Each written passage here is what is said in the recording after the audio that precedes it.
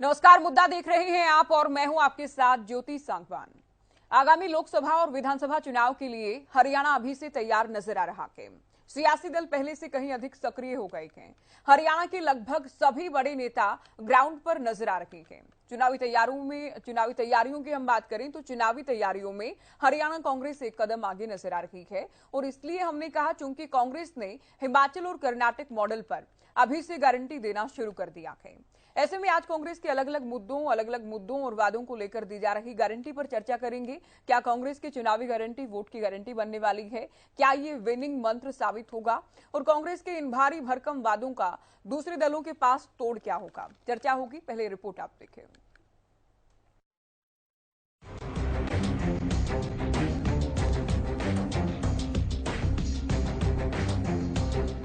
हरियाणा में विधानसभा चुनाव पर लोकसभा चुनाव का असर होता आया है। लोकसभा चुनाव से ही कहीं न कहीं दिल्ली से हरियाणा की चुनावी हवा तय हो जाती है और वो इसलिए भी क्योंकि हरियाणा में लोकसभा के ठीक बाद विधानसभा चुनाव होते आए हैं। ऐसे में इस बार भी लोकसभा और विधानसभा चुनाव के लिए तैयारियों का दौर तेज हो गया है। हरियाणा के तमाम राजनीतिक दल और बड़े नेता ग्राउंड पर हैं। सभी दल अभी से तैयारी में जुटे हैं। तो कांग्रेस की तैयारी इसलिए भी युद्ध स्तर पर नजर आ रही है क्योंकि कांग्रेस अपने चुनावी मुद्दों में बेहद स्पष्ट दिख रही है। जी हाँ, हरियाणा कांग्रेस हिमाचल और कर्नाटक की तर्ज पर गारंटी को जिताऊ फॉर्मूला बनाने की दिशा में तेज रफ्तार से बढ़ रही है। कांग्रेस की सरकार आएगी तो बुढ़ापा पेंशन 6,000 रुपए महीना करेंगे। उन्होंने स्कीम बंद कर दी 100 गज के प्लॉट की, जो 3,82,000 हमने दिए। ये अपने मेरे गरीब आदमी के लिए, दलित के लिए, बैकवर्ड, उनको 100 गज के प्लॉट देंगे और उनके मकान का उनमें प्रबंध करेंगे जिसको जरूरत होगी, और ओपीएस लागू करेंगे। इस प्रकार से हमने वायदे किए हैं। और जो गैस का सिलेंडर जो है वो 500 से ज्यादा का नहीं होगा। भूपेंद्र हुड्डा के साथ चूंकि इन दिनों दीपेंद्र हुड्डा भी काफी सक्रिय दिखाई दे रहे हैं, तो दीपेंद्र हुड्डा की ओर से भी कभी ट्वीट तो कभी मीडिया से बातचीत में पिछली हुड्डा सरकार की तारीफ की जा रही है। वहीं आगामी चुनाव को लेकर लगभग हर वर्ग को साधने वाले मुद्दों को लेकर गारंटियां दी जा रही हैं। दीपेंद्र हुड्डा का दावा है कि कांग्रेस की सरकार बनते ही कैबिनेट की पहली बैठक में पहली कलम से सभी वादों को पूरा किया जाएगा। देश में सर्वाधिक 6,000 बुढ़ापा पेंशन और हमारी पूर्ववर्ती कांग्रेस पार्टी की सरकार ने गरीब परिवारों को 100 गज के प्लॉट, लगभग 3,95,000 गरीब परिवारों को 100 गज के प्लॉट दिए गए और लगभग 3 लाख परिवारों को प्रियदर्शनी आवास योजना के माध्यम से स्कीम बंद कर दी। हमने ये भी संकल्प लिया है कि दोनों स्कीमों को दोबारा से चलाते हुए जो परिवार वंचित रह गए थे उनको 100 गज के प्लॉट दिलवाने का काम करेंगे।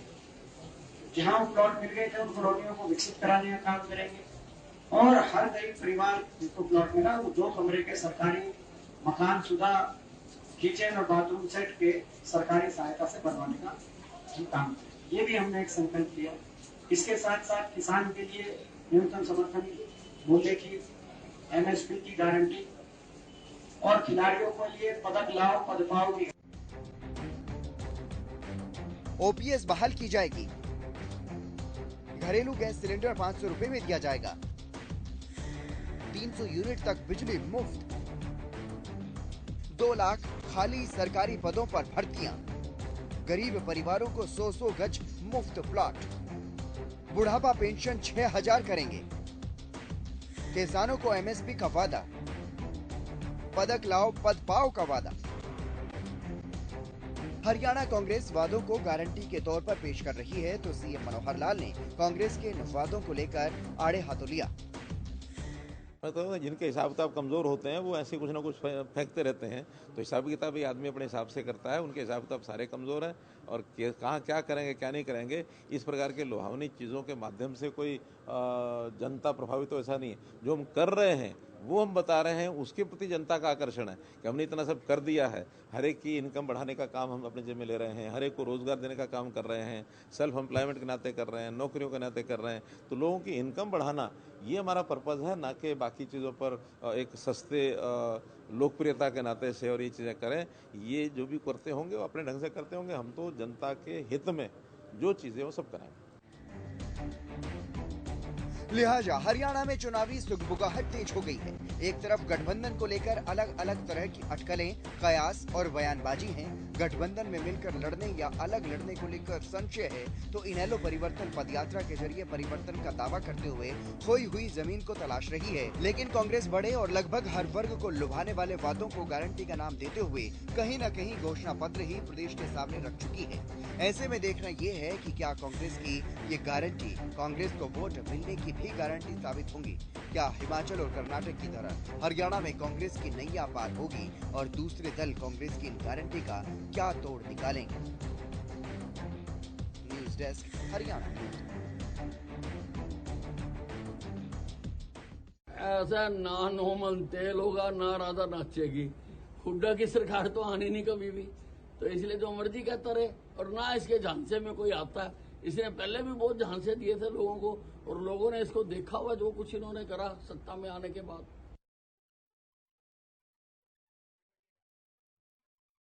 क्या है ये हम आपको दिखा दें। वादों की गारंटी क्या जीत की गारंटी भी कांग्रेस पार्टी के लिए साबित हो सकती है।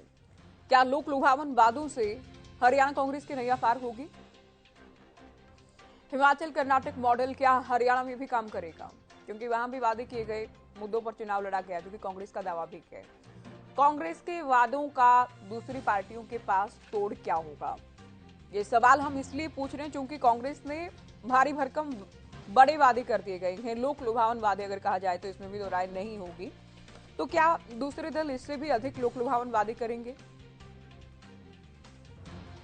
या फिर जो रेवड़ी कल्चर की बातें अभी से सामने आने लगी हैं, फ्रीबीज की बातें अभी से सामने आने लगी हैं, क्या उस तरीके से कांग्रेस को ही घेरा जाएगा और दूसरे दल अपनी रणनीति के साथ ही चुनाव लड़ेंगे, इसे लेकर भी चर्चा करेंगे।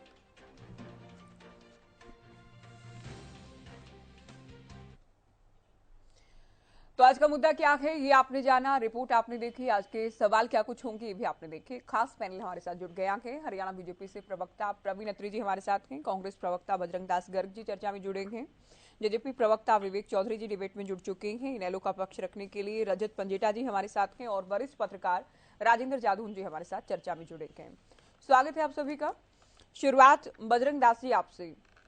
पहली नजर में वादे इसमें कोई दोराई है ही नहीं कि बेहद लोक लुभावन नजर आते हैं। बड़े वादे किए गए हैं कि अगर सत्ता में आए तो पहली कैबिनेट की बैठक में पहली कलम में ये सब किया जाएगा, लेकिन बीजेपी ये कह रही है कि ये केवल लोक लुभावन वादे हैं।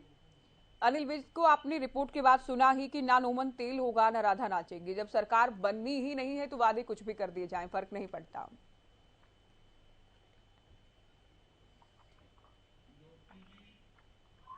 आप देखोगे, आज चुनाव करा लो, दो का भी आंकड़ा बोलते हैं। हालात ये आज प्रदेश की जनता कोई भी ऐसा वर्ग नहीं जो इससे नाराज ना हो। इन्होंने किसके हित में काम किया, जहां तक चुने हुए सरपंच को पीटना काम किया, सरपंच को पीटना काम किया, महिलाओं को पीटना काम किया, किसानों को पीटने काम किया, छात्रों को पीटने काम किया, आंगनबाड़ी महिलाओं को पीटने काम किया। इन्होंने लाठी डंडों पे दम पर जो सरकार चलाने का काम किया है। जहां मुख्यमंत्री जी जनसंवाद करने जाते हैं, ये भी आपने हाल देखा, 3 दिन तक जनसंवाद किया। तीनों दिन कैसे जनता ने खुले तौर पे विरोध किया। एक आदमी खड़ा उनसे पहले पकड़ लिया, उसको पुलिस ने दबोच लिया, बोला इसको पिटो। मुख्यमंत्री कहते इसे पिटो, इसे बाहर ले जाओ। ये आप पार्टी कार्यकर्ता है भैया, आपने जनसंवाद करना है, जनता की समस्या सुननी है। कौन किस पार्टी से आपको क्या मतलब है, उनकी समस्या सुनिए, समस्या रखने के लिए आया है। आप कहते उसको पिटो। इनके हालात तो ये है, जो महिला जो है सरपंच, पहले तो मुख्यमंत्री जी स्टेज पे बिठाते हैं, उसकी कुर्सी स्टेज पर लगाते हैं। जब वो मांग रखती है तो उसकी सुनते नहीं। एक बात रखो, समान स्वरूप जो महिला का दुपट्टा होता है वो मुख्यमंत्री के पैरों में गिरती है, फिर उसको पुलिस धक्के मारकर बाहर ले जाते हैं। ऐसी स्थिति तो उनकी जनता के संवादों के कार्यक्रम में है। आज ये क्या है, कांग्रेस पार्टी घर घर जा रही है, हर नागरिक से संपर्क कर रही है।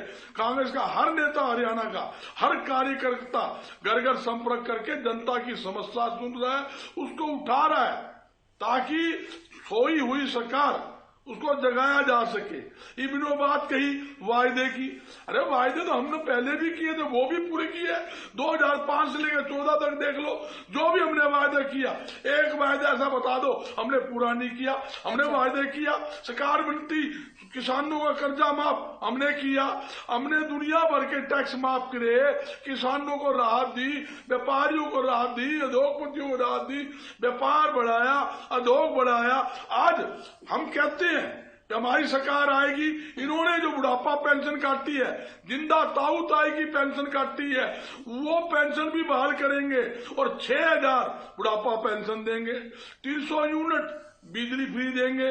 हमने 100 गज के प्लाट पहले भी 3,82,000 लोगों को फ्री दिए, आगे भी उसको हम देंगे। एक नई बात बताता हूँ, हमारे समय के अंदर आप देखिए 2 रुपए किलो गेहूं और 3 रुपए किलो चावल था, 20 रुपए किलो राशन डिपो के माध्यम से हम दाल देते थे, 100 गज के हमने मुफ्त प्लाट देने की योजना लागू करी और गरीब व्यक्ति घर पीने का पाइप के लिए पाइपलाइन फ्री, पहला उत्तर आपका आ गया, विस्तार से आपने जवाब दिया। अभी चर्चा को आगे ले जाते हुए ठीक है, बीजेपी से भी बात कर हमने योजना लागू की, ज्योति जी इन्होंने सारी योजना, सरकार बनती 2014 में कांग्रेस की सारी योजना को भंग कर दिया, जो हमने गरीबों के हित में सारी योजनाओं का तो ऐसा कि बोलने को चीज ही नहीं के बाद जब भी सरकारें बदली जाती हैं, पुरानी योजनाओं को लेकर तो रिव्यू किया जाता है। आप लोगों ने भी पिछली सरकार की कुछ योजनाओं को निरस्त किया होगा, इसमें कुछ बहुत नया या ऐतिहासिक नहीं है। चलिए चर्चा को आगे ले जाते हुए प्रवीण अत्री जी, जो हमने नहीं अभी ठीक है, आपकी इस बात पर नहीं चर्चा करेंगे। अभी प्रवीण अत्री जी, लगभग हर एक वर्ग को साधने का प्रयास कर रही है कांग्रेस पार्टी, गारंटी का नाम दिया गया है और इसमें आप लोगों के लिए सोचने की बात तो है ये, क्योंकि ये फॉर्मूला हिमाचल में भी काम कर गया है, कर्नाटक में भी काम कर गया है और कांग्रेस को पूरा भरोसा है कि हरियाणा में भी काम करेगा। ऐसे में मेरा सवाल आपसे ये कि बीजेपी क्या तोड़ निकालेगी इन लोक लुभावन वादों का? देखिए ज्योति जी, पहली बात तो ये है कि कांग्रेस हर वर्ग को साधने का प्रयास नहीं कर रही। कांग्रेस हरियाणा प्रदेश की जनता को ठगने का प्रयास कर रही है, जो वो पहले भी कर चुकी है एक बार। लेकिन जनता ने कांग्रेस के वो 10 साल का कार्यकाल देखा हुआ है। हरियाणा के इतिहास का काला अध्याय वो 10 साल का कार्यकाल रहा, क्योंकि उस वक्त जिस तरह से हरियाणा में सरकार चली थी, आम जन ये कहता था प्रॉपर्टी डीलर की सरकार है। जिस तरह से किसान की जमीन को CLU के नाम पे लूट के बिल्डरों को दिया, वो सब हमारे सामने है और जनता ये सब कुछ देख चुकी है। अब समझना ये पड़ेगा कि कांग्रेस जो ये वायदे कर रही है, हालांकि वित्त साहब ने बहुत बेहतर कहा, नॉर्मल तेल होगा ना राधा नाचेगी, लेकिन अब इसकी सच्चाई भी जनता जानती है। लेकिन हम यहाँ पे उसके ऊपर चर्चा करते हैं। अभी कांग्रेसी मित्र ये कह रहे थे कि साहब हमने पहले भी जो वायदे किए वो सब पूरे किए, चिल्ला चिल्ला के बोल रहे थे। मेरा इनसे 2-3 बातें हैं जो मैं यहाँ पे जिक्र करूंगा, सच्चाई सामने आ जाएगी। हुड्डा साहब ने बाकायदा एक वायदा किया था कि किसान को 10,000 रुपया प्रति एकड़ मुआवजा देंगे। आपके क्यों नहीं दिया था? वायदा तो आपने किया था किसान के साथ। आपने जब गैस टीचर लगाए तो उनसे वायदा किया था कि आपको पक्का करेंगे, लेकिन जब गैस टीचर को आपने पक्का नहीं किया, उन्होंने अपनी मांग के लिए हड़ताल की। रोहतक में हुड्डा साहब के घर के बाहर प्रदर्शन किया, आपने गोली चला दी, एक महिला गैस टीचर उसमें मारी गई। और अब जो ये वायदे कर रहे हैं, देखिए पहला OPS, ये बार-बार गैस टीचर में तो प्रवीण अत्री जी आप लोगों के भी बड़े नेता की ओर से पहली कलम से करने का वादा किया गया था। वो शिक्षा मंत्री भी रहे, उनका कार्यकाल भी रहा, वो अगली बार हार भी गए, अगली बार भी आप लोगों ने गठबंधन में सरकार बना ली। लेकिन फिर भी आप कहते हैं कि जितना संभव है उतना हम कर रहे हैं। मुझे पता है आपका उत्तर क्या होगा, लेकिन जो पहली कलम वाला वादा था वो तो आप लोग भी पूरा नहीं कर पाए, जब आप कहते हैं कि वादे कांग्रेस ने पूरे नहीं किए। देखिए हमारा वायदा था कि हम गैस टीचर जो है इनके भविष्य को सुरक्षित करेंगे। माननीय सुप्रीम कोर्ट की डायरेक्शन की वजह से कोई भी ऐसा कर्मचारी पक्का नहीं किया जा सकता जो सैंक्शन पोस्ट के अगेंस्ट ना लगा हो।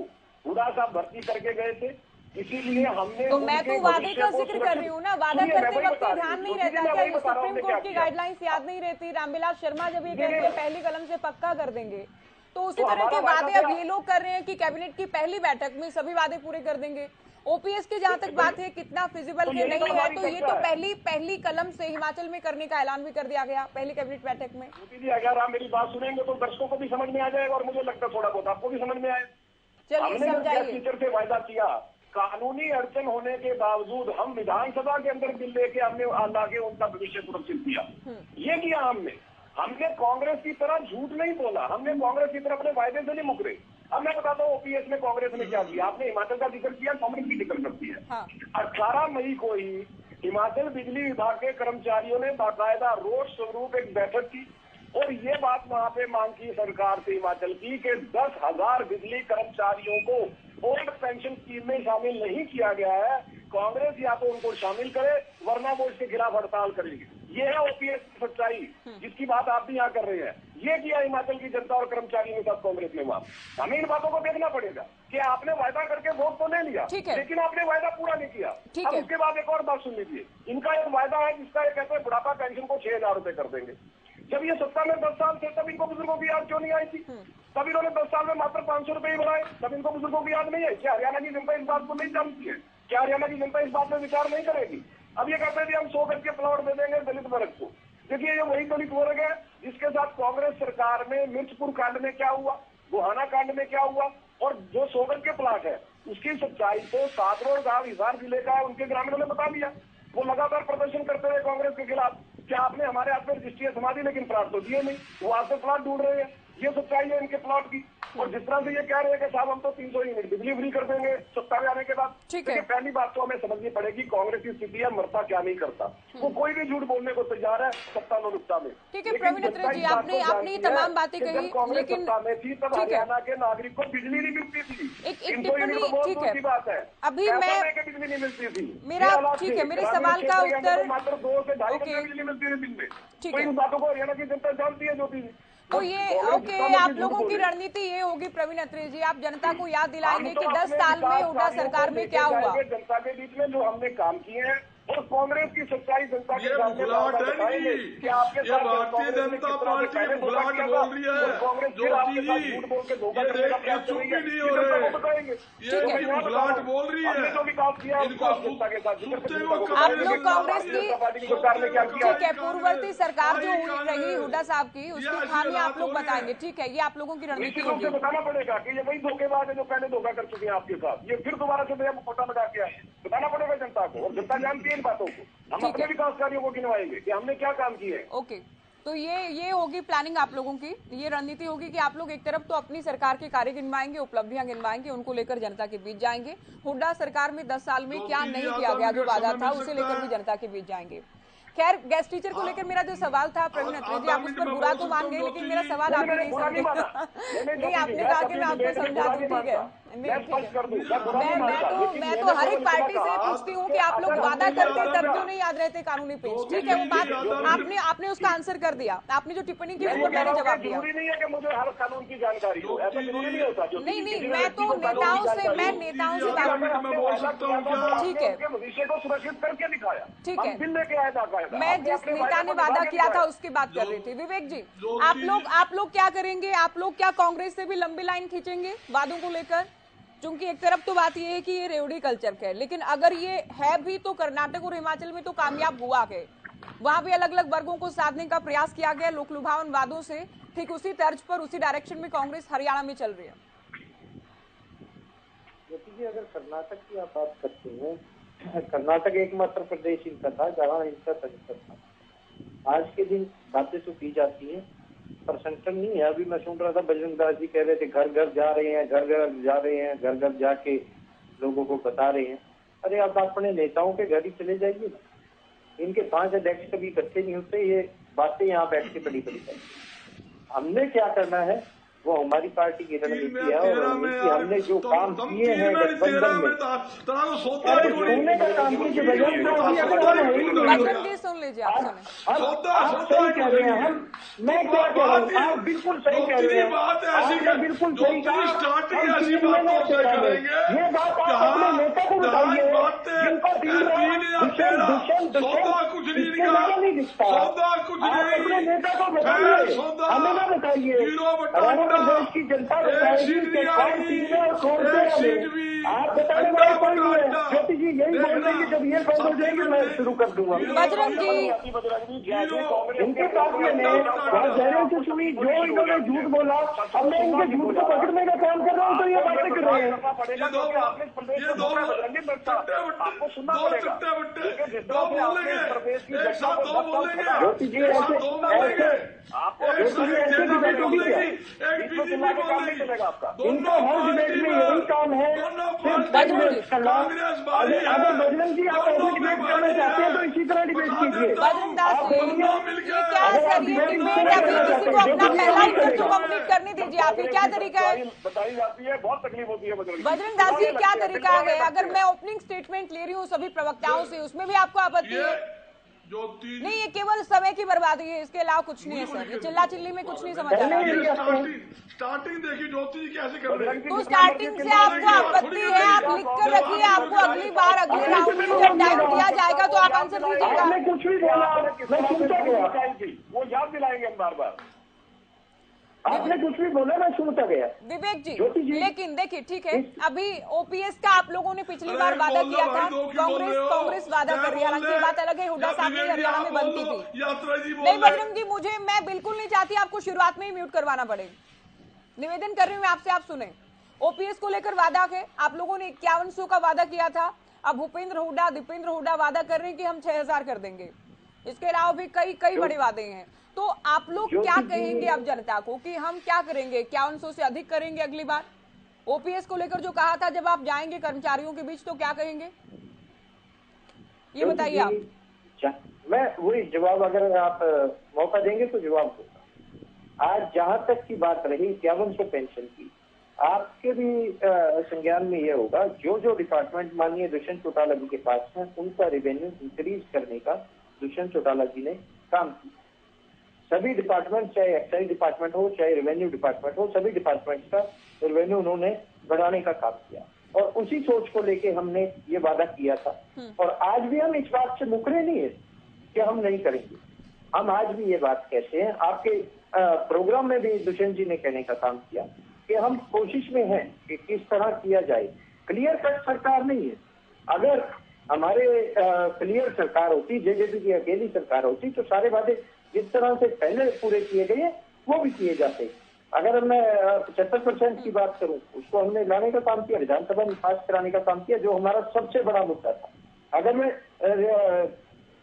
50% लेडीज रिजर्वेशन की बात करूं, वो भी हमने पूरा किया। 33% लेडीज रिजर्वेशन डिपो में, राशन डिपो की अगर बात करूं, वो भी हमने पूरा किया। सभी वादे हम निरंतर पूरे करने की ओर हैं।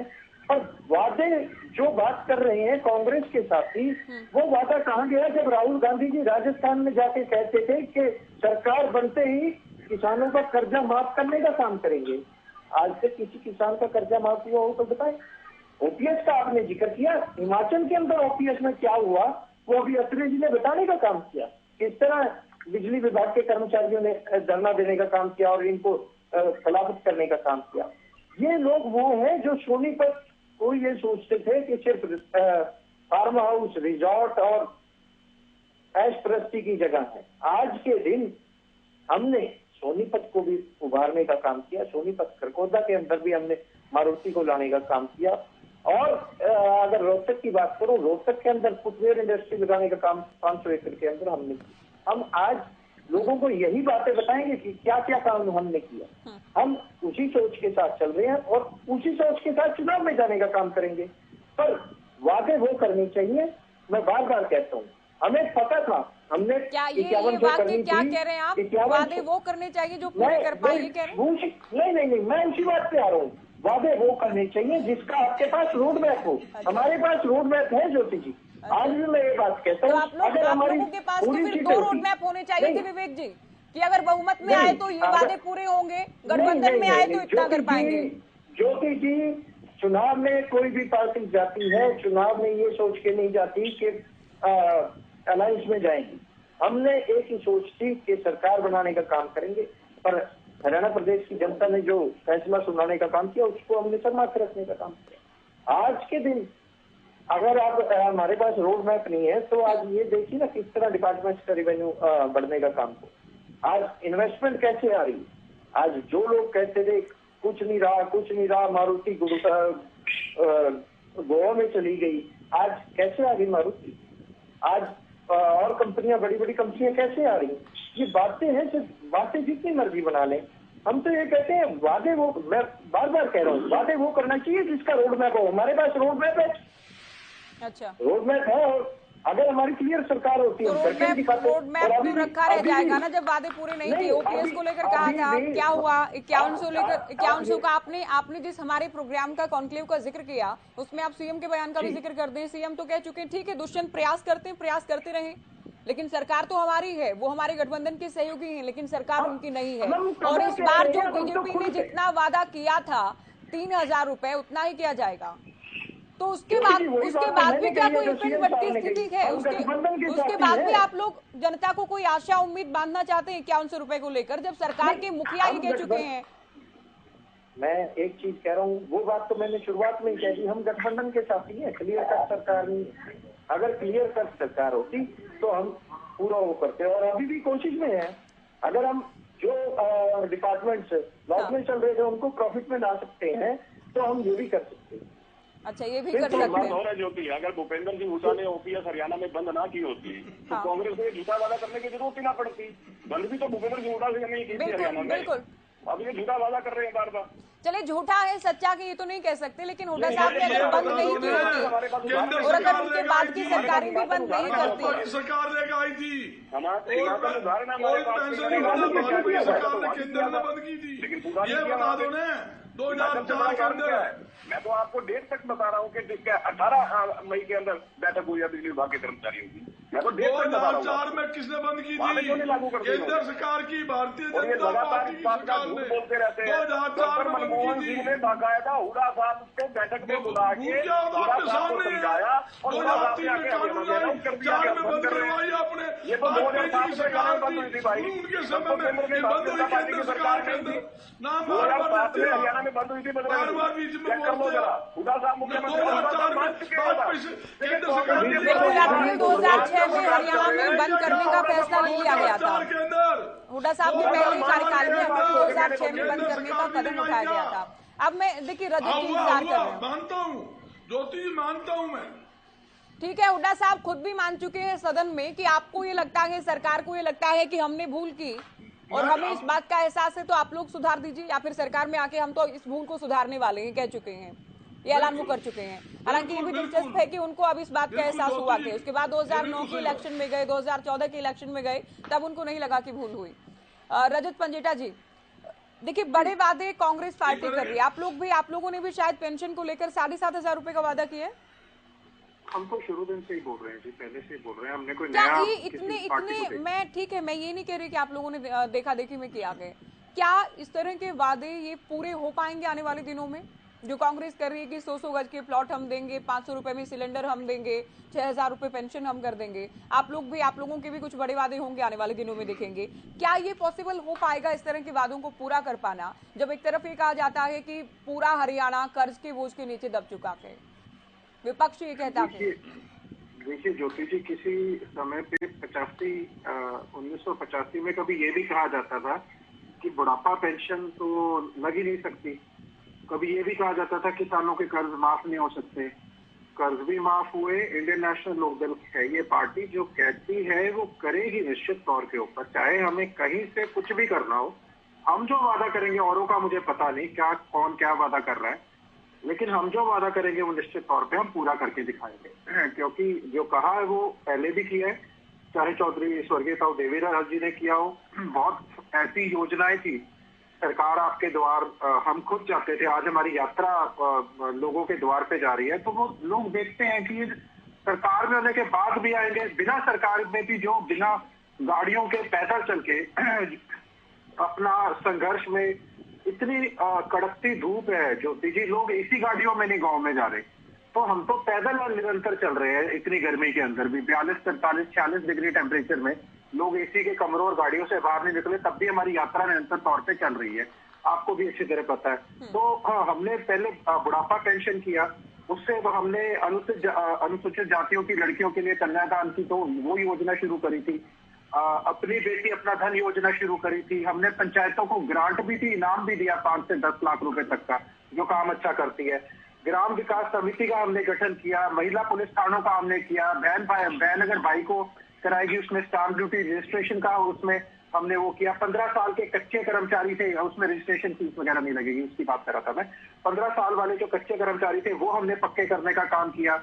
2002 में हमने 75% जो निजी क्षेत्र में हरियाणा के युवाओं को जो रिजर्वेशन देने का काम है वो हमारी सरकार में 2002 मैं आपको बता रहा हूँ साल, ये हमारा इंडियन नेशनल लोकदल का हमने तब ये लेके आए थे। शहीद वीर जो हमारे सैनिक जो वीर गति को प्राप्त होते हैं उन्हें 5 था उन्हें 10 लाख रुपए देने का और घायलों को 5 लाख।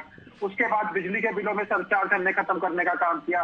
खेल नीति जो है आपको भी पता है पूरे देश में सबसे पहले चौटाला साहब ने बनाई थी। ओलंपिक में एक गोल्ड को 1 करोड़, रजत पदक को 50 लाख, कांस्य पदक को 25 लाख, वो हम सबसे पहले इंडियन नेशनल लोकदल ने। उसके बाद अन्य स्टेट्स ने भी उसको कॉपी करने का काम किया।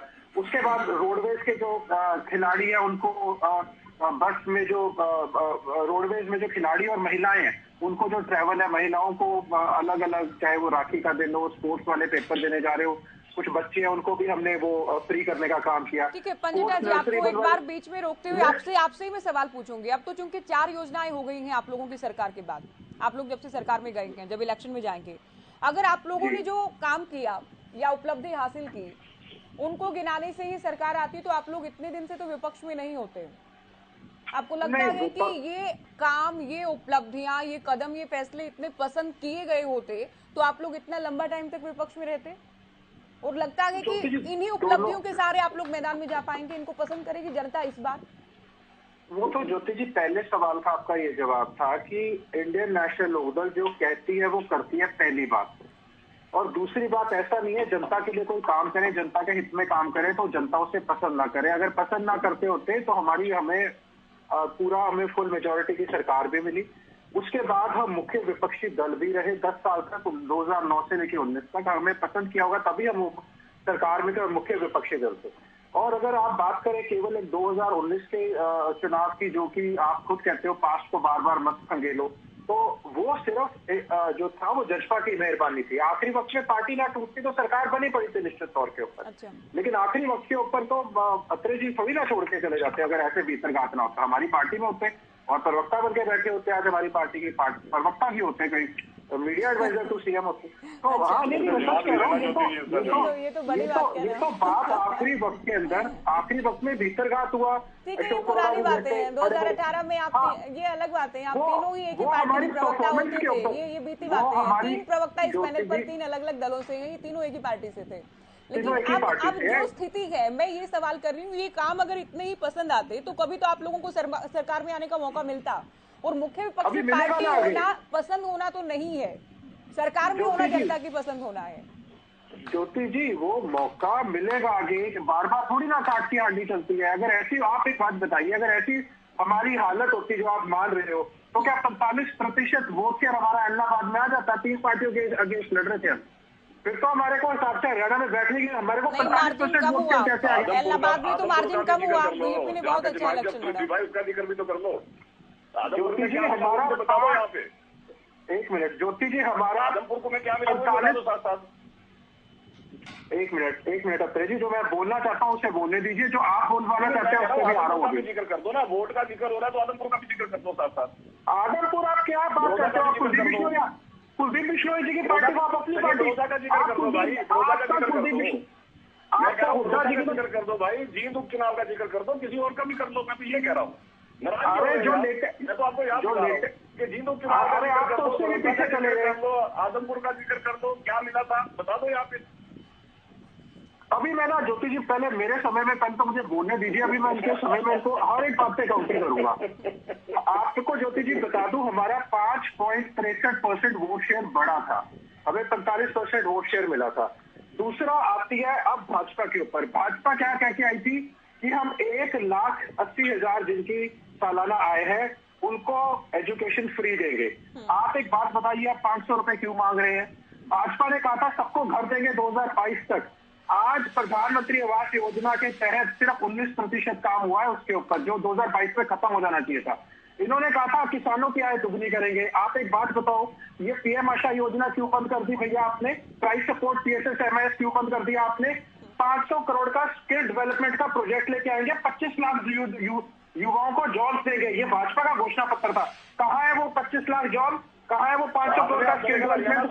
उसके बाद मैं हरियाणा सुना नहीं है, मैं हरियाणा युवाओं की स्किल डेवलपमेंट के लिए बीच में 200 करोड़ रुपए का फंड तो हरियाणा सरकार ने बना दिया है। आप पहले बजट ध्यान से सुन लेते तो आपको ये सवाल करना पड़ता। आपने कहा की बात करते हो, यूथ एम्प्लॉयमेंट के जरिए आप 25 लाख युवाओं को जॉब दोगे, 25 लाख युवाओं को 500 बीच में क्यों बोल रहे हो? ज्योति जी, ये कोई बात है कि बीच में? चलिए प्रवीण जी आप सुनिए अभी, क्योंकि काफी समय हो गया आगे। पंडिता जी आप भी संक्षिप्त में जल्दी वाइंड अप कीजिए, आप अपनी बात पूरी करिए। बिल्कुल नहीं बता रहा हूँ, ये होती है वो मैं बता देता हूँ।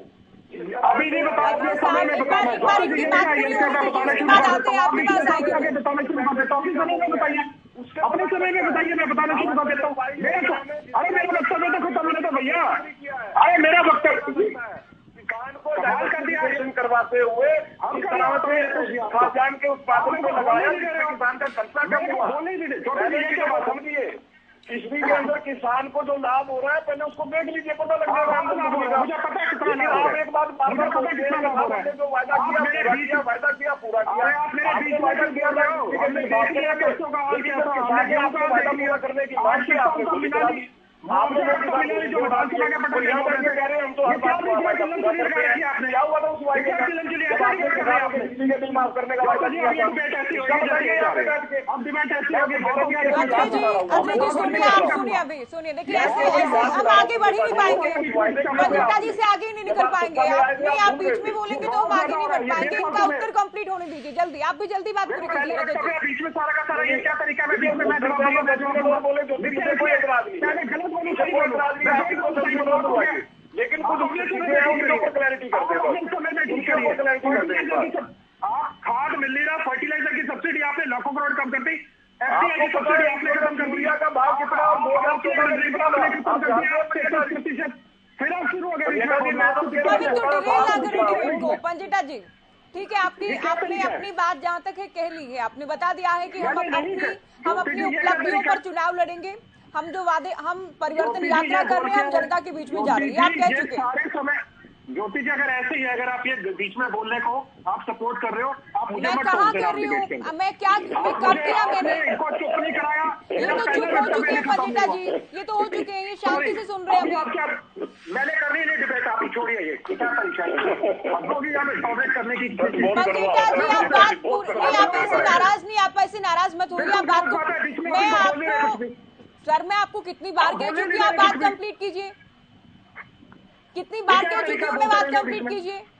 ये बोल के ऐसे बहुत ही महंगाई का मुद्दा ये उठाया, क्यों नहीं सिलेंडर के ऊपर बात करते, क्यों नहीं तेल के ऊपर बात करते, क्यों नहीं जीएसटी के बात के ऊपर बात करते, कर्मचारियों के ऊपर बात क्यों नहीं करते, महिलाओं के ऊपर बात नहीं करते, युवाओं के ऊपर बात नहीं करते, सबको तो आप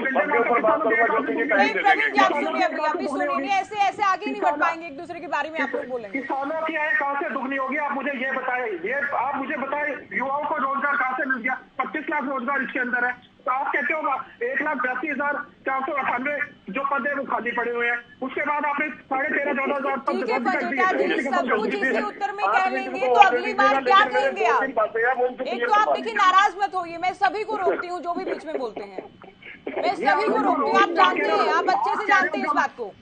आप कह रहे हो जो मैं कहना चाहता था वो खत्म हो गया, इन्होंने सर तो क्या किया जाए फिर? केवल ये क्या, ये चिल्लम चिल्ली में फिर केवल समय की बर्बादी है सर, आगे ना बढ़ा जाए। जादव जी भी तो इंतजार कर रहे हैं, उनका पहला उत्तर अभी नहीं हो पाया। कि प्रवीण जी मैं आऊंगी आपके पास, पहले जादव साहब आपसे जानेंगे जो वादे जिस तरह के कांग्रेस पार्टी कर रही है, जिसमें 100 गज के प्लॉट देने की बात हो, 500 रुपए में सिलेंडर देने की बात हो, ओपीएस की बात हो, पदक लाओ पदपाओ की नीति की बात हो, आपको लगता है कि कांग्रेस की नैया पार होगी इस तरह के वादों के साथ 2024 में? हेलो जी बोले। हाँ देखिए ऐसा है कि अब ये भारतीय लोकतंत्र में फ्री रीच का जमाना आ गया है। जब जो है उनको लगता है कि लोक लुभावन घोषणाएं हैं और लोक लुभावन गारंटियां हैं, इन गारंटियों के मुद्दे पर खासतौर से कांग्रेस को लग रहा है अभी हिमाचल में और कर्नाटक में वो चुनाव जीतने के बाद उनको लग रहा है कि अब ये फॉर्मूला चल जाएगा। लोग तो फॉर्मूले की तलाश में रहते हैं, ये नहीं है वास्तविक विकास की तरफ किसका ध्यान है। अभी देखिए कि ये चुनाव आ गया, सब बड़े बड़े महारथी बोल रहे हैं हम ये करेंगे हम ये करेंगे, बुढ़ापा पेंशन इतनी कर देंगे, 100 गज के प्लॉट देंगे, ओल्ड पेंशन लागू कर देंगे, ये कर देंगे, क्योंकि ये थोड़े सिमरिंग, थोड़े ज्वलंत मुद्दे बन गए। लेकिन जो हरियाणा को वास्तविक जरूरत है और जिसमें सारे पॉलिटिकल पार्टी चाल बदूल करना और दिखावे का काम करती रही है, वो SYL का पानी लाने का तो कोई बात ही नहीं करना, किसी को जरूरत ही नहीं है। जबकि दक्षिण हरियाणा की बड़ी मांग है और दक्षिण हरियाणा में पानी की बड़ी समस्या है। गाँव के गाँव जो है, अभी नल से जल अभियान चल गया, लेकिन नल से जल अभियान पहले जल तो हो, नल से जल तब नहीं पहुंचेगा। कई गाँव में पानी नहीं पहुंचता, अभी भी टैंकरों की सेवाएं ली जाती हैं। तो उस पर ऐसे मुद्दे पर कोई नहीं बोल रहा कि हम SYL का पानी लेके आएंगे, किसी की तरफ से वादा नहीं किया जा रहा। तो ये देखने की बात है, ना कोई ये कह रहा कि हम जिलेवार प्रति व्यक्ति आय का आंकड़ा बढ़ाएंगे। अभी तो ये होता है कि देखिए, मैं माफी के साथ आपको रोकूं। एक तो SYL को लेकर तो खैर ठीक है, आप सही बात कर रहे हैं, जरूरत है बहुत बड़ी, सभी वादा करते हैं, अभी अदालत में होने का भी हवाला के। आपने ये जो बात कही, ये बहुत बड़ी बात अपने आप में कि प्रति व्यक्ति आय बढ़ाने पर किसी का ध्यान नहीं।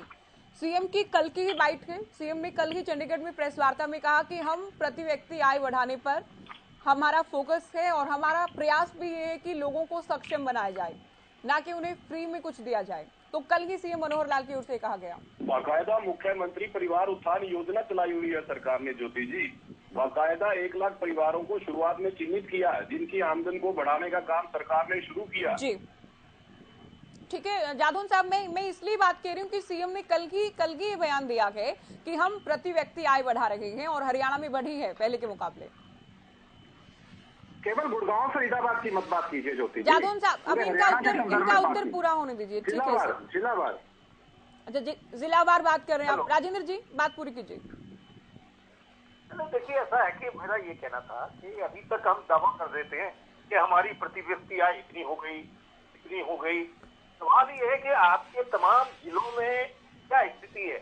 अब सरकार को अपना जो है फाइनेंशियल पैटर्न ही बदलने की जरूरत है कि वो पैटर्न बदले, हर जिले का जो है मैपिंग करे कि इस जिले में प्रति व्यक्ति आय इतनी है। ये नहीं है कि दूसरे जिलों का जो बढ़ा हुआ शेयर है वो पिछड़े जिलों पर जहाँ 1 लाख से भी कम आय है, ये तो मुख्यमंत्री खुद कर रहे हैं। मैं तो इस बात की तारीफ भी करना चाहूंगा कि वो ऐसे लोगों का सर्वे कर रहे हैं, ऐसे लोगों का पता लगा रहे हैं कि जिनकी 1 लाख रुपए भी आय नहीं है, वो कम से कम 1,80,000 रुपए तक ले जाना चाहते हैं। हाँ। तो ये सारी बातें हैं जो है, लेकिन ये जो मापदंड है ये जिलेवार होना चाहिए कि हर जिले में प्रति व्यक्ति आय कैसे, तो ये करने में कोई परेशानी नहीं। अभी कोई कहेगा ये व्यवहारिक नहीं है, कोई कुछ नहीं है। हर जिले की जो है आय निकालिए कि वहाँ लोग कितना कमा पाते हैं, तब जो है आपको पता चलेगा कि चुनौतियाँ क्या है और हमें कितना काम करना पाते। बिल्कुल ही अच्छा सुझाव है आपका। प्रवीण अत्री जी काफी देर से कुछ कहना चाह रहे हैं। देखिए, जो जादौन जी ने बात कही है कि जिला वाइज पर कैपिटा इनकम, उसका एक कैलकुलेशन होना चाहिए। हालांकि एक स्टैंडर्ड पैमाना है कि आप राष्ट्रीय स्तर पे, प्रदेश स्तर के ऊपर पर कैपिटा इनकम निकालते हैं और ये पूरी दुनिया में होता है, अकेला ऐसा नहीं कि हरियाणा में हो रहा है या भारत में हो रहा है। लेकिन इस सरकार ने, जैसे मैं पहले बता चुका हूँ, मुख्यमंत्री परिवार उत्थान योजना लेके आया, जिससे कि जो गरीब परिवार है उनकी आय को किस तरह से बढ़ाया जाए। इसके साथ साथ पूरे हरियाणा का इंडस्ट्रियलाइजेशन, ब्लॉक स्तर के ऊपर इंडस्ट्रियल क्लस्टर बनाने के लिए सरकार योजना लेके आई, जिसके अंदर जो कारोबारी या जो युवा अपना कारोबार करना चाहता है उसके अंदर उसको एक सुविधा दी गई कि उसको गवर्नमेंट फाइनेंस करेगी और जो फाइनेंस उसके पास 7 साल के लिए होगा और उसकी कोई लायबिलिटी नहीं होगी, विदाउट एनी कोलेटरल सिक्योरिटी। मतलब युवा एक अपना रोजगार, एक अपना उद्योग, एक छोटा इंडस्ट्री या एक MSME लगा सके। तो इसका पर्पज भी केवल यही होता है कि जब वो ब्लॉक वाइज लगेगी पूरे हरियाणा में, तो उससे हर जिले के अंदर जितने ब्लॉक है वहां पे रोजगार पैदा होगा, युवाओं को काम करने को मिलेगा और स्वाभाविक है उससे आमदन बढ़ेगी। लेकिन मेरे 2-3 बातें थी, हालांकि एनएलडी के मित्र नाराज हो जाते हैं, पता नहीं क्यों नाराज होते हैं। मैं तो 2-3 बातें आज आपको मीडिया एडवाइजर टू सीएम बना रहे थे। रंजीता जी तो आपके अच्छे के लिए सोच रहे थे। खैर, बातें कही जो मैं दोबारा फिर कहूंगा और मैं चाहूंगा कि मित्र उसका जवाब जरूर दे।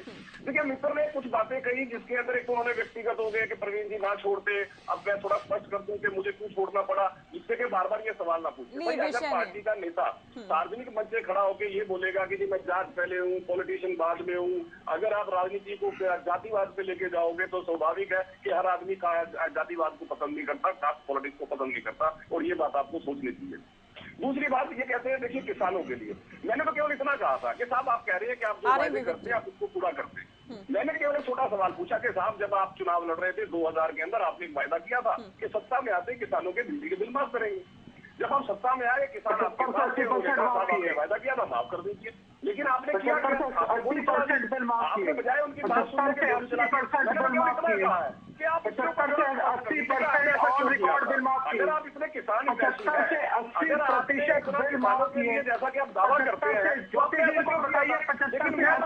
हमने क्या किया जो आपने हमसे सवाल पहली बार कृषि क्षेत्र के अंदर ठीक है, आपकी बात सुन ली पंडिता जी, अब आप भी तो बीच में बोल रहे हैं ना। अब देखिए आपकी बात सुन ली गई।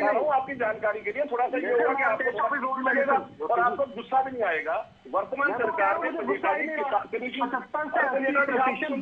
आपकी जानकारी ठीक रहेगी, अब आप सुनना नहीं चाहते। मैं ये कह रहा हूँ कि वर्तमान सरकार ने कृषि क्षेत्र का बजट 4 गुना कर दिया 2014 के मुकाबले। पंडिता जी आप जानते हैं 2014 से पहले कितना कर दिया सरकार हरियाणा के किसान का ना बाजरा खरीदती थी ना कपास खरीदती थी ना। ठीक है प्रवीण जी, ठीक है, अभी समय कम है, संक्षिप्त में अपनी बात पूरी कीजिए। हमने किसान की खेती को छोटी किया पंडिता जी सर, ऐसे नहीं हो पाएगा। रजत पंडिता जी इनको अपनी बात कहने दीजिए, उसके बाद विवेक जी भी इंतजार कर रहे हैं, बजरंग जी भी दूसरे उत्तर के लिए इंतजार कर रहे हैं। वो मंडी में खाली होती है, मैं आपको पंडिता जी सर ऐसे नहीं चलेगा। थोड़ी जानकारी पेमेंट हो जाती थी हरियाणा के अंदर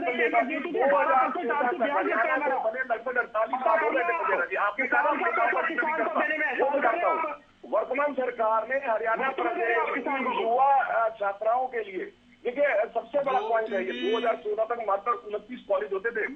प्रवीण जी आप जल्दी बात पूरी कीजिए। 61 बना दिए, 61 कर दिए। आप कहते हैं महिलाओं के लिए, अरे कांग्रेस की सरकार है आप चेक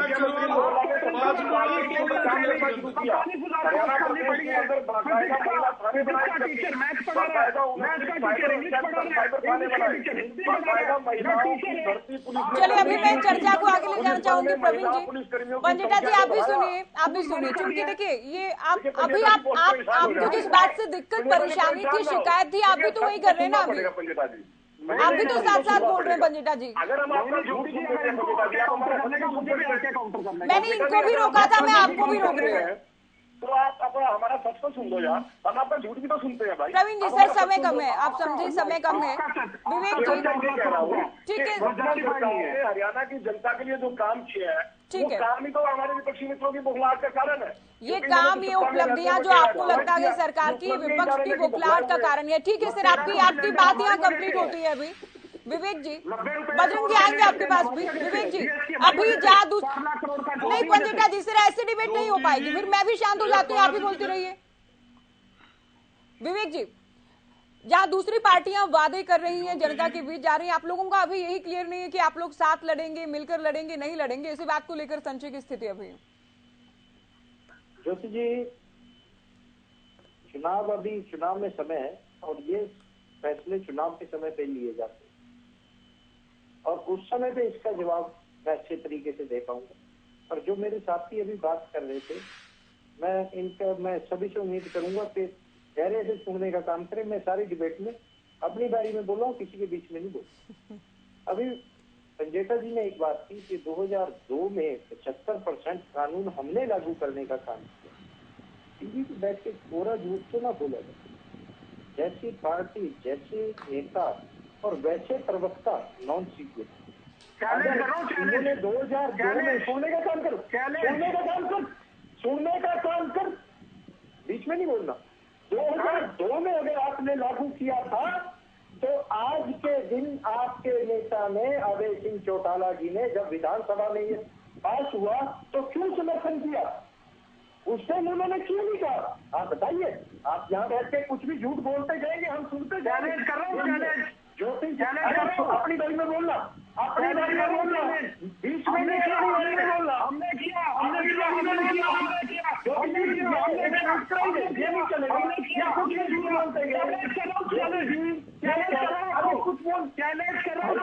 दिक्कत है। अरे जाने की बात कर रहे थे, जाने की बात कर रहे थे, आपके नेता इतनी देर में चले जाते हैं विधानसभा में, आपके जाने का काम कीजिए। आज कहीं ना कहीं एक बात तो स्पष्ट होती है ज्योति जी, चाहे कांग्रेस के साथी हो चाहे इनेलो के साथी हो, ये एक बात तो कहते हैं कि दुष्यंत के पल्ले कुछ नहीं है, कहते हैं तीन में ज्योति जी छूने का पढ़े लिखे आप कितने, आपके नेता कितने हैं वो सबको पता है। मेरी डिग्री देखने का आपको कोई नहीं है। आप मेरे ऊपर क्वेश्चन मार्क नहीं उठा सकते। जो बात आप कर रहे हैं इसका जवाब मैं दे रहा हूँ। आपने जो झूठ बोला, आप दिखाइए आपके पास। आपके नेता ने पता करो, आपके नेता से पता करो, आपके नेता से पता करो। हम 2002 में लेके आए। ठीक है, आप दोनों अभी सुने, आप दोनों सुने। आज की आप सभी सोच कर आए, आज की चिल्लम चिल्ली करनी है सभी को, कोई सार्थक बहस, कोई सार्थक चर्चा होने देंगे आप? मैंने सबकी बारी में सुना, मेरी बात नहीं सुनने का काम कर रहे। विवेक जी टाइम कम है, देखिए एक तो जब एक दूसरे की बारी में बोलते हैं तो समय बर्बाद होता ही होता है, जो आज भी हुआ है। मैं थोड़े में ही कंप्लीट करूंगा। ये दोनों कहते हैं, एक कहते हैं दुष्यंत के पल्ले कुछ नहीं, एक कहते हैं दुष्यंत 3 में ना 13। तो नाम ही नहीं लिया दोनों के। अगर अरे सुनने का काम कर भाई, सुनने का धैर्य रख, पानी पी ले। आज दोनों ही नेता, इनकी पार्टी के दोनों ही सीनियर नेता, चाहे अभय सिंह चौटाला जी की मैं बात करूं, चाहे भूपेंद्र सिंह हुड्डा जी की बात करूं, दोनों को ही दुष्यंत दिखता है। और ये भी बात कहते हैं कि 2019 में अगर दुष्यंत ना छोड़ते तो हम सरकार बना लेते। भाई पहले पढ़ के आप आया करो कि आपके नेता ने किस तरह बिना साइन वाली चिट्ठी दिखा के मीडिया के अंदर और दुष्यंत जी को पार्टी से निकालने का काम किया था। छोटा किसी ने आज के दिन यहाँ जाके बातें तो कर रहे हैं।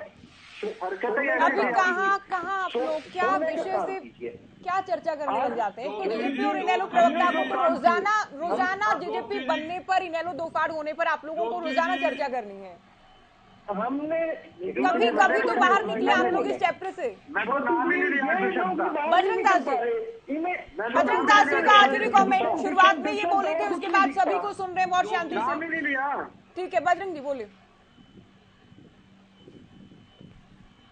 ज्योति जी मेरे साथी ने कहा कि हमने बुजुर्गों को पेंशन कम दी, हमने बुजुर्गों की पेंशन काटी नहीं, और हमने 6,000 का वायदा किया, 6,000 रुपए देंगे। आपकी तरह नहीं, आपने कहा था 35 रुपए लीटर पेट्रोल देंगे, हमारी सरकार ने 100 पार कर दिया। आपने कहा था 400 रुपए रसोई गैस सिलेंडर का 250 रुपए देंगे, और वो 1150 पार कर दिया। आपने कहा था हम 2 करोड़ युवाओं को आज साल नौकरी देंगे, 2 आदमी को आपने नौकरी नहीं दी। आपने कहा था पूरा झूठ मत बोलिए, 2 आदमी को नौकरी कब नहीं दी? बजरंग इतना सीनियर प्रवक्ता है आप अपनी पार्टी के, आप ये आधारहीन बातें मत करें कि 2 लोगों को नौकरी नहीं दी। आपकी क्या क्रेडिबिलिटी बची इस तरह की बातें करके? कुछ भी झूठ।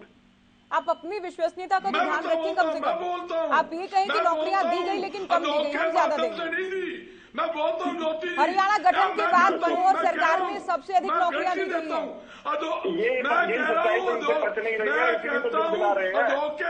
सरकार ने जो रिमार्केबल काम किया है जनता के लिए, वही तो कुछ भी नौकरी देने के बजाय आखिरी कमेंट आप सुन लीजिए, सुनिए। चुप कराओ, ये बोलते हैं सुनो नौकरी देने के बजाय नौकरी छीनने का काम किया। मैं दावे के साथ कहता हूँ, ये करते नौकरी, मैं पिछले आदमी के नाम गिना दे, कौन सी नौकरी के माध्यम से ये राजस्थान का हवाला देने की, राजस्थान में भी हम 500 रुपए में राजस्थान गवर्नमेंट ने अनाउंस तो कर दिया, लेकिन सब्सिडी स्टेट गवर्नमेंट अगर अपनी जेब से देगी तभी पॉसिबल है ना। राजस्थान सरकार को क्योंकि समय हालांकि नहीं है यार, अगर अलाउ करें तो मैं जादौन साहब से आखिरी कमेंट, क्योंकि देखिए आज ठीक है जादौन साहब को बहुत कम समय मिला के। राजेंद्र जी आखिरी कमेंट। बजरंग जी आपसे मैं रिक्वेस्ट कर रही हूँ आप सुने अभी। देखिए ऐसा है कि ये जो फ्री बीच का टाइम चल रहा है, बजरंग जी सुने, आकर्षित हो रहा है। इसका मतलब ये है कि अर्थव्यवस्था, आम आदमी की स्थिति अभी खासतौर से मध्यम वर्गीय, निम्न वर्गीय, जो निचले स्तर के लोग हैं उनकी स्थिति ठीक नहीं है। वो जो है इसी आधार पर अपना वोट आपको सौंपने को तैयार है कि कौन कितनी उनकी जो है मुफलिसी में उनको राहत दे सकता है। तो ये जो पॉलिटिशियंस हैं इनको थोड़ा गंभीर होना चाहिए और इकोनॉमी और समाज को मजबूत करने का काम करना चाहिए। गरीबी दूर हो, गरीबी का एक स्तर हो, एक तो होती है कि निरपेक्ष गरीबी, जिसमें कि आपके पास इतना संसाधन भी नहीं है कि आप एक औसत खाना पीना अपना रहन सहन बना के चल सके। एक होती है सापेक्ष, एक तुलनात्मक होती है गरीबी। तो तुलनात्मक गरीबी तो हो सकती है, लेकिन जो निरपेक्ष गरीबी है वो नहीं होनी चाहिए कि लोगों की सारी बुनियादी जरूरतें, खाने पीने की, उनको पोषक खाना मिले, अच्छा रहन सहन हो, आवास हो और सब चीजें हो। लोगों की स्थिति ठीक नहीं है, आर्थिक रूप से लोग कमजोर हैं, उनकी कमजोरियां दूर करने वाले मुद्दे और उन एजेंडे पर चुनाव होने चाहिए। जी, बहुत शुक्रिया आप सभी का, आप लोगों ने वक्त दिया और चर्चा हमने की। कांग्रेस किस तरह की गारंटी दे रही है, जो वादे कर रही है, दूसरे दल किस तरह के वादे आगामी चुनाव को लेकर करने वाले हैं, और क्या ये गारंटी कांग्रेस को वोट की या कांग्रेस को जीत की गारंटी साबित होंगी, ये भी देखना होगा। फिलहाल दीजिए इजाजत, नमस्कार।